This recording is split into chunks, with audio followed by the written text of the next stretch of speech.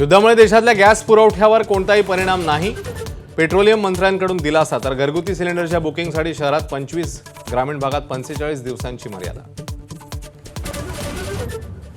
औद्योगिक गॅसच्या तुटवड्यामुळे अनेक उद्योग संकटात. खानावळींवर परिणाम झाल्यानं अनेकांची गैरसोय. तर सोलापुरात पापड उद्योगाला मोठा फटका. सोन्याच्या कारागिरांनाही झळ.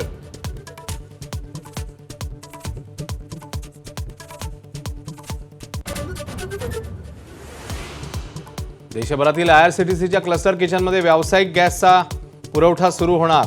एबीपी माझाच्या बातमीची केंद्र सरकारकडून दखल. सध्या आयआरसीटीसीचे सर्वच क्लस्टर किचन बंद. इराणचं सरकार स्थिर असून कोसळण्याची कोणतीही शक्यता नाही. अमेरिकन गुप्तचर संस्थेच्या अहवालाने ट्रम्प तोंडघशी. तर युद्ध संपवण्याचा ट्रम्प यांचा पुनरुच्चार. रक्ताचा बदला घेणारच इराणने ठणकावलं. हॉर्मुझच्या सामुद्रधुनीतनं भारतीय जहाज सुरक्षितपणे मुंबईच्या किनाऱ्यावर. भारतीय जहाजांना इराणकडून विशेष सवलत. सरकारचा दावा. तर इराणचे कानावर हात. तेल खरेदीसाठी अमेरिकेकडनं परवानगी का घ्यावी लागते? युद्धातल्या भारताच्या भूमिकेवरून राहुल गांधींचे सरकारला खडे सवाल. तर एप्स्टीन फाईल्सच्या उल्लेखामुळे सत्ताधारी आक्रमक.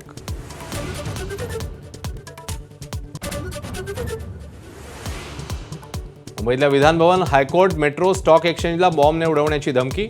तपास यंत्रणांची धावाधाव. ठिकठिकाणी बंदोबस्तात वाढ. धमकी पाठवणाऱ्या विरोधात गुन्हा दाखल.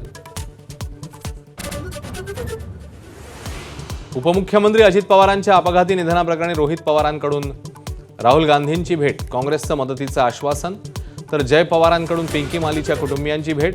जय पवारही पत्रकार परिषद घेणार.